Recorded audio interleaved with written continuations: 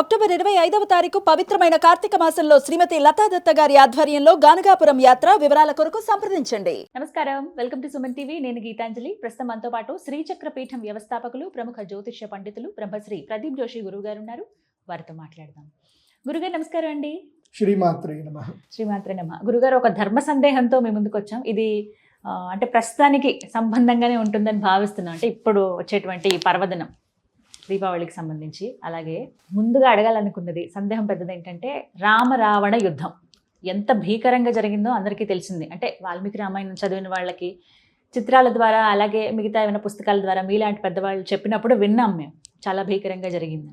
దీని అంతటికి కారణం ఏంటంటే రావణాసుడు యొక్క ఆయన అహం అని చెప్తారు, ఆయన కోరిక, ఆయన కాంక్ష కారణం అంటారు. సంహారం జరిగిపోయింది. ఆ తర్వాత లంకను, ఆ రాజ్యం మొత్తాన్ని మళ్ళీ రావణుడి కుటుంబ సభ్యులకే ఇచ్చేశారు. అంటే విభీషణుడు వారికే అందించారు. అంటే అంత జరిగిన తర్వాత మళ్ళీ వాళ్ళకి ఇవ్వడానికి కారణం ఏంటి అని తెలుసుకోవాలనుకున్నాం. ఎందుకంటే రాముల వారు అక్కడ పరిపాలించిన అది కూడా రామరాజ్యం అయ్యేది, అది కూడా చాలా సుభిక్షంగా ఉండేది. అయోధ్యను ఎలా అయితే మనం చెప్పుకుంటున్నామో ఇక్కడ కూడా అలాగే జరిగేది కదా. కానీ ఎందుకు మళ్ళీ విభీషణుడికి అప్పచెప్పి తిరుగు ప్రయాణం అయ్యారు రాముల వారు? ఇదే పెద్ద ప్రశ్న మీ మాటల్లో. శ్రీ గురుభ్యో నమః. శ్రీమాత్రే నమః. ఇప్పుడు ఈ ఎపిసోడ్ మొత్తం మీకు అర్థం అవ్వాలంటే ఫస్ట్ నేను ఒక బుక్ చూపిస్తాను. ఎందుకోసం అంటే మనం రావణాసురుడు అని అంటున్నారు మీరు. రావణుడు అసుర తత్వం కలిగినటువంటి వాడు కానీ అసురుడు కాదు. బాగా గుర్తుపెట్టుకోండి. రావణ బ్రహ్మ. రావణ బ్రహ్మ. రావణాసురుడు అని ఎందుకు అంటున్నారు అంటే అసుర తత్వం ఉంది. రావణాసురుడు అసురుడు కాదు. రావణాసురుడి దగ్గర శుక్రాచార్యులు లేరు. బాగా గుర్తుపెట్టుకోండి. రావణాసురుడి సంస్థానంలో పూర్తి రామాయణంలో ఎక్కడ కూడా శుక్రాచార్యుల వారి యొక్క ఇన్వాల్వ్మెంట్ లేదు. రాక్షస గురువు అయినటువంటి శుక్రాచార్యుల యొక్క ఇన్వాల్వ్మెంట్ ఎక్కడా కనబడలా. మీరు రామాయణం మొత్తం చూడండి. రామాయణం మొత్తం చదివినాగానే ఎక్కడ కూడా శుక్రాచార్యులు రారు. బలి చక్రవర్తి దగ్గర శుక్రాచార్యుడు వస్తాడు కానీ రావణాసురుడి దగ్గర మాత్రం శుక్రాచార్యుల వారు రానే రారు. ఎక్కడ ప్రస్తావన లేదు. కాబట్టి రావణ అసురుడు కాదు, రావణ బ్రహ్మ. ఎందుకోసం అంటే పులస్త్య మహర్షి యొక్క సంతానం కాబట్టి, పౌలస్త్యుడు కాబట్టి, బ్రహ్మవంశంలో నుంచి వచ్చారు కాబట్టి పౌలస్త్య బ్రహ్మ పులస్త్య మహర్షి యొక్క. అదొకటి బాగా గుర్తుపెట్టుకోండి. ఒకటి అసురతత్వం ఉంటే అసురుడే, అది బాగా గుర్తుపెట్టుకోండి. అసురతత్వం అంటే దయాదాక్షిణ్యం లేకపోవడం, కారుణ్యం లేకపోవడం, స్త్రీల పట్ల గౌరవం లేకపోవడం, ఇవన్నీ కూడా ఆసురీ లక్షణాలు. మీరు దసరా రోజు రావణాసురుణ్ణి కాల్స్తున్నారు అంటే మీ లోపల ఉండేటువంటి ఆ ఆసురీ తత్వాన్ని మీరు కాల్చాలి అని అర్థం. అసలైన అర్థం. రావణాసురుడి బొమ్మ కాల్చడం కాదు, టపాసులు పేల్చడం కాదు.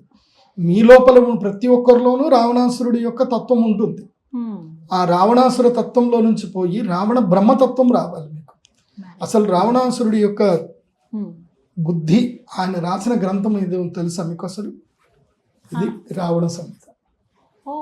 ఈ పుస్తకం మీకు లైట్ లో కనిపిస్తుంది అనుకుంటున్నాను. రావణ సంహిత. ఇది మొత్తం ఇంత పెద్ద పుస్తకం. ఇది 4 పాటలు ఉంటుంది. మీరు ఈ పుస్తకాన్ని నాకు ఇచ్చేసి ఈ 4 పాటలకించి మీరు ఏ పేజ్ అయినా ఓపెన్ చేసి చదివి చెప్పండి అంటే నేను చదివి చెప్పేస్తాను. ఈ 4 పాటలు మొత్తం చదివాను. మొత్తం దాదాపుగా 2500 పేజీలు. మీకు ఎంత టైం పట్టింది గురుగారు? అంటే మాకు సంస్కృతం వస్తుంది కాబట్టి మీరు ఏ పేజ్ ఇచ్చినా నేను ఇప్పుడు సంస్కృతం బాగా నేర్చుకున్నటువంటి వ్యక్తికి మీరు అష్టాదశ పురాణములు కానివ్వండి, ఏ ఉపనిషత్తులు కానివ్వండి, మీరు ఏ పుస్తకమైనా చేతికి ఇవ్వండి, వాళ్ళు తీసి చదివేస్తారు. అంటే నేను చదువుతారని నేను అనుకుంటున్నాను. నా వరకైతే నేను నా జీవిత కాలంలో దాదాపుగా ఒక 6 సంవత్సరాల కాలం నేను పూర్తిగా లైబ్రరీలోనే నా టైం పెట్టాను. గ్రేట్. అసలు రాష్ట్రీయ సంస్కృత విద్యాపీఠలో 2 సంవత్సరాలు చదువుకున్నాను. ఆ 2 సంవత్సరాలు మొత్తం నా టైం అంతా కూడా లైబ్రరీలోనే గడిపాను. ఆల్మోస్ట్ లైబ్రరీలోనే ఉన్నా. అసలు ఎవరు టచ్ చేయని పుస్తకాలన్నీ తీసి చదివాను. నేను అన్ని పుస్తకాలు చూసాను. 2500 పేజీలు 2500 పేజీలు రావణ సంహిత. అట్లాగే నేను కంచికామకోటి పీఠం వారి శ్రీ చంద్రశేఖర సరస్వతి విశ్వవిద్యాలయంలో PhD చేశాను. అక్కడ కూడా ఉన్న పుస్తకాలు ఆల్మోస్ట్ అన్ని పుస్తకాలు తీసి అన్ని తిరిగేశాను. అంటే సంస్కృతం వస్తుంది కాబట్టి, అమ్మ అనుగ్రహం ఉంది కాబట్టి అన్ని తిరిగేసి ఎందులోపల సారం ఏముంది, ఇందులోపల ఏ సబ్జెక్ట్ ఎక్కడెక్కడ ఏమేమి విశదీకరించారు అవి అర్థం చేసుకోవడం. ఇప్పుడు ఈ రావణ సంహిత మనకి ట్రాన్స్లేషన్ ఏమి ఉండదా అండి?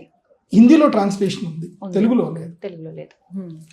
ఈ పుస్తకాన్ని నిజంగా విద్యావంతులు ఏమన్నా తెలుసుకోవాలి, కలికాలంలో ఏదైనా సాధించాలంటే ఈ పుస్తకం చదవండి, తెలుసుకోండి. కొన్ని విషయాలు, రహస్య విషయాలు ఉంటాయి, చాలా వరకు మీడియా ద్వారా చెప్పడానికి ఉండవు.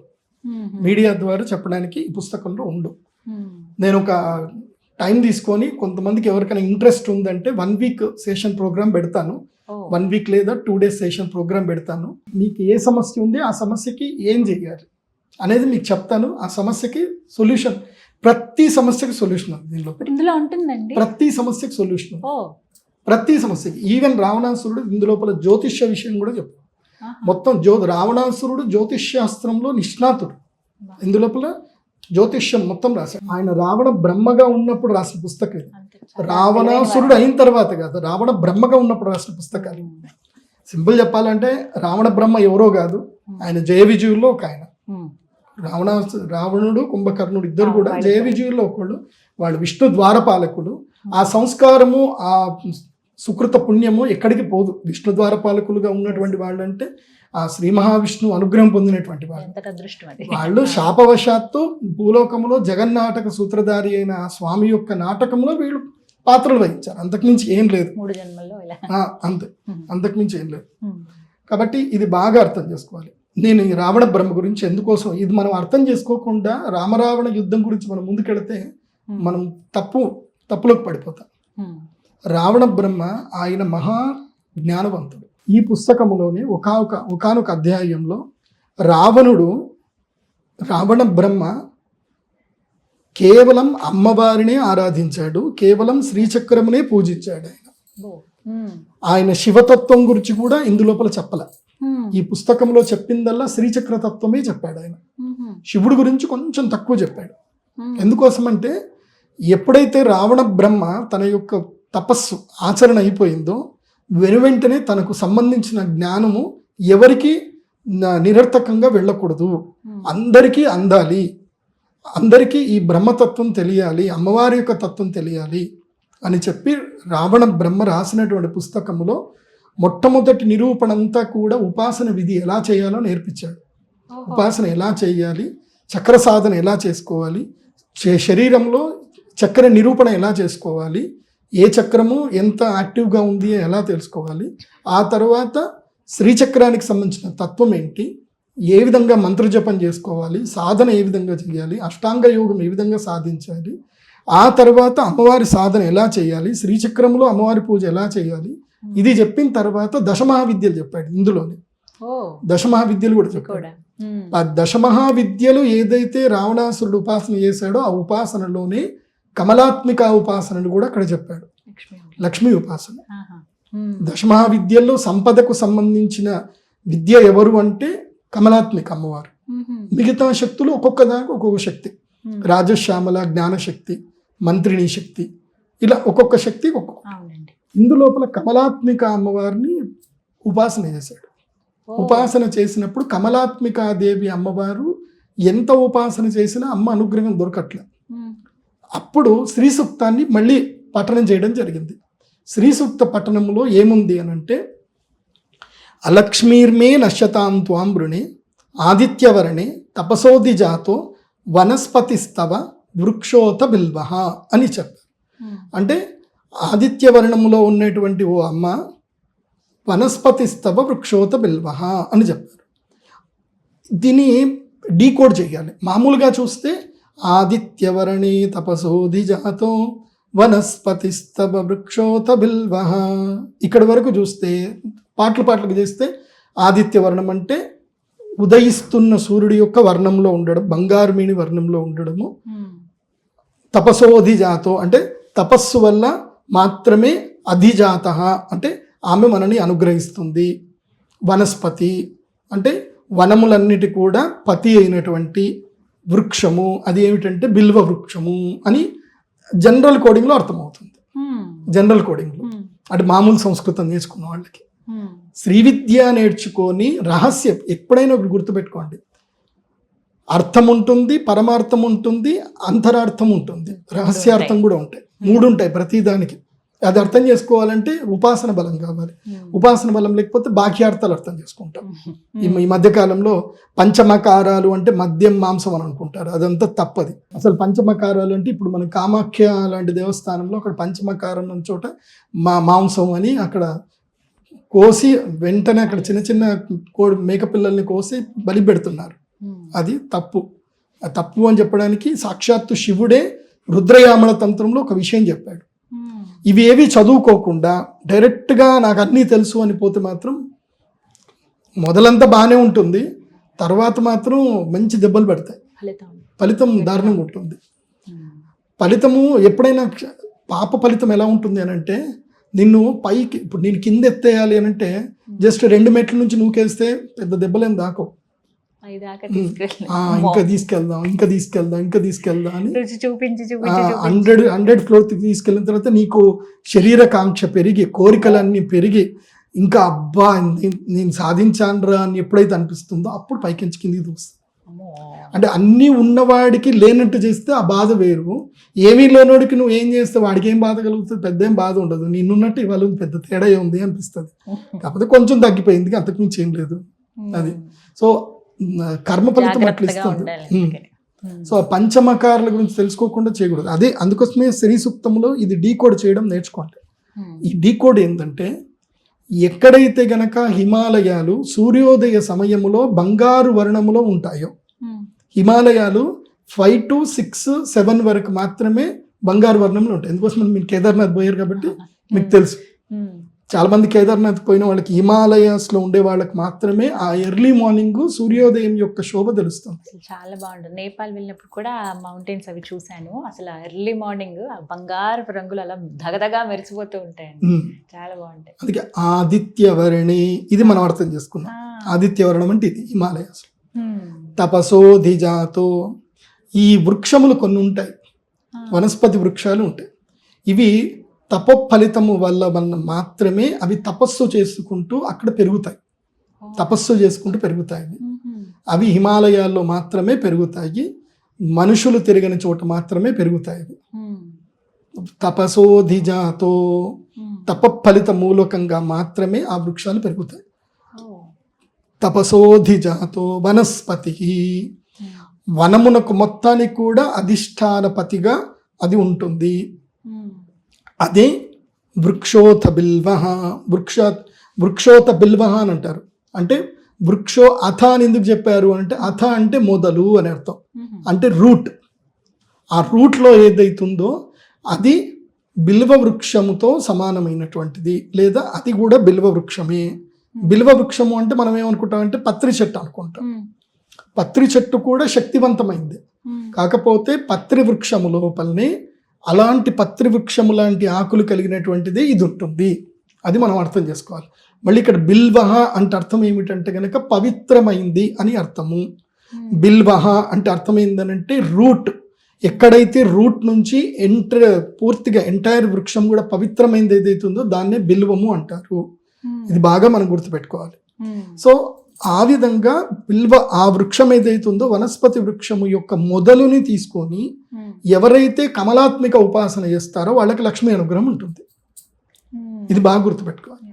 అది మీకు హిమాలయాల్లో తప్ప వేరే ఎక్కడ దొరకదు. అది బాగా గుర్తుపెట్టుకోండి. నా దగ్గర ఉంటాయి, కాకపోతే నేను యోగ్యత చూసి వాళ్ళకి మాత్రమే ఇస్తాను, యోగ్యత లేని వాళ్ళకి మాత్రం ఇవ్వను. అది సో అది ధనత్రయోదశి మాత్రమే తీసుకొని కమలాత్మిక ఉపాసన చేయడం స్టార్ట్ చేయాలి. రావణ బ్రహ్మ ఏం చేశారు అంటే, తన తపస్సు అయిపోయింది, అంత అయిపోయింది. ఇప్పుడు ఆయనకు కావాల్సింది ఏంటి అంటే తనకు సామ్రాజ్యం కావాలి, తనకి సామ్రాజ్యం కావాలి, రాజ్యాన్ని వెళ్ళాలి. ఆ రాజ్యం ఎప్పటికీ ఉండాలి, తాను ఉన్నా లేకున్నా తన రాజ్యం ఎప్పుడు తన వంశానికి ఉండాలి అని కోరుకున్నాడు రావణ బ్రహ్మ. ఆ కోరుకున్నాడు కాబట్టి కమలాత్మిక ఉపాసన చేశాడు అమ్మవారు. ఆ ఉపాసన ఎప్పుడు కూడా నెరవేరకపోయేసరికి ఈ శ్రీచక్రాన్ని డీకోడ్ చేసి ఆ వనస్పతిని తీసుకొని ఆ వనస్పతిని ముందు పెట్టుకొని పద్మమాల అని దొరుకుతుంది. పద్మమాల అంటే కమలంలో తూడుతోడు చేసినటువంటి మాల. అది సహస్రదళ పద్మము యొక్క తూడైతే ఇంకా బాగుంటుంది, అది దొరకడం రేర్, కష్టము. సహస్రదళ పద్మము యొక్క తూడుతోటి ఆయన జపం చేశాడు, కమలాత్మిక జపం హిమాలయాల్లో చేశాడు. హిమాలయాల్లో ఇప్పటికి కూడా రావణుని యొక్క గుహ ఉంటుంది. మీరు కేదార్నాథ్ నుంచి కొంచెం లోపలికి వెళితే అక్కడ రావణ గుహ ఉంటుంది ఇప్పటికి కూడా. అక్కడ ఆయన చేసినటువంటి ఉపాసన ఫలితం వల్ల అమ్మవారు కటాక్షించారు. అప్పుడు ఆ అమ్మ కటాక్షించింది కాబట్టి అప్పుడు అమ్మవారు ఈ మూలిక ఇదేదైతే గనక వనస్పతి యొక్క మొదలు ఏదైతే ఉంటుందో, ఈ బదనిక ఎప్పటి వరకైతే నీ దగ్గర ఉంటుందో ఇది నీ యొక్క సామ్రాజ్యంలో స్థాపన చేసుకో, ఇది ఉన్నన్ని రోజులు నీ వంశానికి నేను అండగా ఉంటాను ఎప్పుడు కూడా, నిన్ను రాజ్యలక్ష్మి వదిలిపెట్టదు, నీ వంశమును రాజ్యలక్ష్మి వదిలిపెట్టదని నేను అనుగ్రహిస్తున్నాను అమ్మవారు అనుగ్రహించింది. అందుకే అంత యుద్ధం జరిగినా కానీ అమ్మవారు అనుగ్రహించింది కదా. కాబట్టి రాముల వారు ఏం చేశారు, రావణాసురుని సంహరించారు, రావణ ఆసురీ తత్వాన్ని సంహరించారు. కానీ రావణ బ్రహ్మ బయటకు వచ్చాడు, నమస్కారం చేశాడు, మళ్ళీ స్వామివారి లోపల కలిసిపోయాడు. అప్పుడు వాస్తవంగా క్షత్రుడి యొక్క లక్షణం ఏంది, రాజ్యం గెలిస్తే రాజ్యం తీసేసుకోవాలి. కానీ అక్కడ ఆల్రెడీ ఏముంది అని అంటే అక్కడ ఒక రూల్ ఉంది. ఏంటిది అంటే అమ్మవారు ఆల్రెడీ రావణ బ్రహ్మకి వరం ఇచ్చింది కాబట్టి వీళ్ళ వంశానికి ఇచ్చేయాలి తప్ప నేను తీసుకోవడానికి లేదు. కాబట్టి రావణ సంహారం జరిగినా మళ్ళీ రావణ బ్రహ్మ వంశస్థుడైనటువంటి విభీషణుడికి అది ఇవ్వడం జరిగింది. ఇచ్చిన తర్వాత విభీషణుడికి ఒక మాట చెప్పారు, ఏమిటంటే ఇది స్వర్ణలంక, రాబోయేటువంటిది మంచి కాలం కాదు, కాబట్టి నీకు గుప్తముగా ఉండేటువంటి శక్తిని ప్రసాదిస్తున్నాను అని చెప్పి శక్తిని ప్రసాదించారు. అప్పటి నుంచి రహస్యమయంగా లంకా నగరం ఇప్పటికీ ఉంది. కాకపోతే అందరూ లంక అనుకుంటే శ్రీలంక అనుకుంటారు, శ్రీలంక లంక కాదు. సందేహం గురుగారు, ఖచ్చితంగా అడగాలనుకున్నాను. ఇప్పుడు చూస్తున్నటువంటి శ్రీలంక ఉంది ఏదైతే ఉందో అదే లంకన, రావణ లంకన కాదు, వేరే ప్రదేశమా? కాదు, శ్రీలంక లంక కాదు, గుప్తంగా ఉంది, అంతే గుప్తంగా ఉంది. ఇప్పటికీ మీరు ఫస్ట్ ఇది తెలుసుకోవాలి, శతయోజన విస్తీర్ణం, 100 యోజనాలు. ఒక యోజనం అంటే 12 కిలోమీటర్లు, శతయోజనం అంటే 1200 కిలోమీటర్లు. 1200 కిలోమీటర్లు మీరు రామేశ్వరం నుంచి రూట్ మ్యాప్ వేసుకోండి, రామేశ్వరం నుంచి రూట్ మ్యాప్ వేసుకుంటే, లేదంటే లంక నుంచి అయినా వేసుకోండి. శ్రీలంక కూడా భారతదేశంలో ఒక భాగం మాత్రమే, భారతదేశంలో కూడా శ్రీలంక ఒక భాగము. 30 కిలోమీటర్లు కూడా ఉండదు కదా గురుగారు. కాకపోతే ఆ రామసేతువులో ఇది కూడా సేతువే. రామసేతువు 2 పార్ట్లుగా కట్టడం జరిగింది. రామేశ్వరం నుంచి శ్రీలంక వరకు ఒకటి, శ్రీలంక నుంచి లంక వరకు ఒకటి. సో ఇది ఏదైతే కట్టారో ఇది కేవలం 2 రోజుల్లో కట్టారు. ఏది ఇక్కడ నుంచి శ్రీలంక కట్టింది కేవలం 2 రోజుల్లోనే. అంటే రోజుకి 10 రోజుల్లో కట్టాలి అని క్లియర్గా చెప్పేశారు. 10 రోజుల్లో జరగాలి, రోజుకి 10 యోజనాలు కట్టాలి, అంటే రోజుకి 120 కిలోమీటర్లు, రోజుకి 120 కిలోమీటర్లు కట్టాలి. 10 రోజుల్లో కట్టినటువంటి రావణ సేతు అది, రామసేతు 10 రోజులు కట్టారు కాబట్టి ఒక రోజులో 120 కిలోమీటర్లు కన్స్ట్రక్షన్ చేశారు. అది కాబట్టి మీకు అది బాగా తెలియాలి అని అంటే మీరు సోమనాథ్కి వెళ్ళాలి. మీకు సోమనాథ్కి వెళ్తే తెలుస్తుంది, ఒక పెద్ద పోల్ ఉంటుంది ఇక్కడ నుంచి. సోమనాథ్ లో ఒకటి ధ్రువ పోల్ అని ఒకటి ఉంటుంది, సముద్రానికి చూపిస్తూ. సముద్రం దక్షిణ ధ్రువం, ఇక్కడ నుంచి అక్కడ శ్లోకం కూడా రాసింది ఉంటుంది, ఆ సముద్రస్య ధ్రువాంతం అని చెప్పేసి అని చెప్తారు. అంటే ఈ ఏదైతే బాణం చూపిస్తుందో ఆ దక్షిణ ధ్రువం వరకు ఎలాంటి అడ్డంకులు లేకుండా, పర్వతాలు లేవు, ఏం లేవు, ఆ సముద్రం అసలు భూభాగం అనేది ఉండదు అని, భూభాగమే లేనటువంటి ధ్రువక్షేత్రము అదని చెప్తారు. నాకు తెలిసి ఈ లంకాపురి ఎక్కడో లేదు, ఏదైతే కుమారి ఖండం అని ఏదైతే అంటారో ఆ కుమారి ఖండంలోనే శ్రీలంక కూడా, ఈ లంక కూడా ఒక భాగము ఆ లోపల ఉంటుంది. ఇప్పటికి కూడా అదృశ్య రూపంలోనే ఉంటుంది, అదృశ్య రూపంలో లంకా నగరం ఇప్పటికీ ఉంది. మళ్ళీ సత్యయుగం వస్తే తప్ప లంకా నగరం కనబడదు ఎవరికి కూడా. అది అందుకే ఇప్పటి వరకు కూడా విభీషణుడు ప్రతిరోజు తెల్లవారుజామున సూక్ష్మ రూపంలో వచ్చి శ్రీరంగంలో స్వామివారి పూజ చేసుకొని వెళతాడు అని ఇప్పటికీ ఉంది, అది జరుగుతుంది కూడా. కొన్ని ఆధారాలు కూడా ఉన్నాయి. అందుకే రావణ బ్రహ్మ అయినా సరే అమ్మవారు ఉపాసన చేశాడు, బాగా గుర్తుపెట్టుకోండి. విష్ణు అయినా, బ్రహ్మ అయినా, శివుడైనా వీళ్ళందరూ కూడా మళ్ళీ కారణ జన్ములే అవుతారు. అమ్మవారి యొక్క దేవి భాగవతం మనం చదివితే విష్ణువే గొప్ప అని మనం అనుకుంటాం, శివుడే గొప్ప అని మనం అనుకుంటాం. దేవి భాగవతం చదివిన తర్వాత అర్థమవుతుందంటే ఈ బ్రహ్మ విష్ణు మహేశ్వరులు కూడా అమ్మవారి యొక్క క్రీగంటి చూపును చూసి అమ్మవారి యొక్క కాలు బొటన వేలిని దర్శనం చేసుకొని వాళ్ళు సృష్టి స్థితి లయాలు చేయడానికి వెళ్ళిపోతారు అని మనకి దేవి భాగవతంలోని యొక్క ఇంట్రొడక్షన్లోనే తెలుస్తుంది. మనకి లలితా సహస్రనామంలో కూడా తెలుస్తుంది. లలితా సహస్రనామం పూర్వపీఠిక, చాలా మంది ఎవరు పూర్వపీఠిక చెప్పరు. లలితా సహస్రనామం పూర్వపీఠిక ఏమిటి, లలితా సహస్రనామాన్ని ఎలా విభజించి అర్థం చేసుకోవాలి, లలితా సహస్రనామ తత్వం ఏంటి, తర్వాత ఉత్తర పీఠిక ఏమిటి, ఇది అంతా కూడా తెలుసుకోవాలి. శ్రీ విద్యలో ఇది కూడా ఒక భాగం, శ్రీ విద్యలో తెలుసుకోవాలి. అది కూడా నేను మీకు చెప్తాను, అది కూడా మీరు నోట్ చేసుకోండి. ఎందుకోసం చాలా పెద్ద సందేహం ఇవాళ నివృత్తి చేశారు. ఎందుకు విభీషణులకి రాజ్యాన్ని వదిలేసి వెళ్ళిపోయారంటే అది ఖచ్చితంగా కమలాత్మిక అమ్మవారి అనుగ్రహం. కమలాత్మిక అమ్మ అనుగ్రహము ఎక్కడి వరకైతే ఆ బదనిక ఎప్పుడైతే వాళ్ళ పూజా స్థానంలో ఉంటుందో అప్పటి వరకు వాళ్ళ రాజ్యం ఎవరికి వెళ్ళదు, వాళ్ళ వంశానికే ఉంటుంది అనేది అది అమ్మ ఇచ్చిన అనుగ్రహం. కాబట్టి ఆ బదనిక మీ దగ్గర పెట్టుకుంటే మీ ఒక్కళ్ళకి కాదు, మీ కంప్లీట్ మీ వంశాలకి అనుగ్రహిస్తుంది. మరి అది మీరు ఏది ఇచ్చినా ఇంకో రహస్యం ఏం తెలుసా, ఏ చెట్టు మొదలైనా బదనికైనా సరే ఎండిపోతుంది. ఈ వనస్పతి ఏదైతే ఉంటుందో ఇది ఎండిపోదు, ఎప్పటికీ అలా ఫ్రెష్గా ఉంటుంది. ప్లస్ ఇంకోటి ఏం తెలుసా, అది ఆంజనేయ సింధూర పువ్వు యొక్క ఏదైతే ఉంటుందో, ఆంజనేయ స్వామి సింధూరం పెడతాం కదా, ఆ గంధాన్ని తింటుంది, సింధూర గంధం తింటుంది. అది లైవ్ వుడ్ ప్లాంట్, అది మీరు 1000 ఏళ్ళైనా చనిపోదు, అది బాగా గుర్తుపెట్టుకోండి. మామూలుగా అలా పెట్టేయచ్చు అండి, నీళ్ళల్లో ఏమైనా వేయాలా? నీళ్ళు అసలు ముట్టకూడదు, నీళ్లు ముడితే చనిపోతుంది. నీళ్ళు తడి తాకూడదు, దానికి తడి తాకకుండా పూజించాలి. దానికి కొన్ని రహస్యాలు ఉన్నాయి, అది మీకు చెప్తాను. తిరుమల ప్రాశస్త్యానికి సంబంధించి ఒకటి విషయం వచ్చినప్పుడు చెప్తాను. ఎందుకోసం అంటే ఒకటి బాగా గుర్తుపెట్టుకోండి. మీకు ఇప్పుడు కాంతార మూవీ చూసి ఉంటారు, కాంతార చాప్టర్ ఇప్పుడు లేటెస్ట్గా రిలీజ్ అయింది. ఇందులోపల 2 శక్తులు చూపించారు. ఈశ్వరుని యొక్క పూల తోట అని ఒకటి చూపించారు, రెండవది ఏంటంటే ఆసురీ శక్తిని కూడా చూపించారు. అంటే శివుణ్ణి సైతం కట్టిపాడేసేటువంటి యొక్క శక్తి కలిగినటువంటి వాళ్ళు అని ఇంకొక నెగటివ్ క్యారెక్టర్స్ కూడా చూపించారు. 2 ఉంటాయి, బాగా గుర్తుపెట్టుకోండి. అది మీకు అర్థం అవ్వాలంటే నేను మళ్ళీ ఒక స్పెషల్ వీడియో చెప్తాను, అది మీరు అది అర్థం చేసుకోండి. కొన్ని శక్తులు ఉంటాయి, వాటికి నీటి తాకూడదు, నీళ్లు తగిలితే అవి శక్తులు వేరే నిర్వీర్యం అంటే కొన్ని ఉన్నాయి. తిరుమలలో కూడా ఒక విషయం జరిగింది.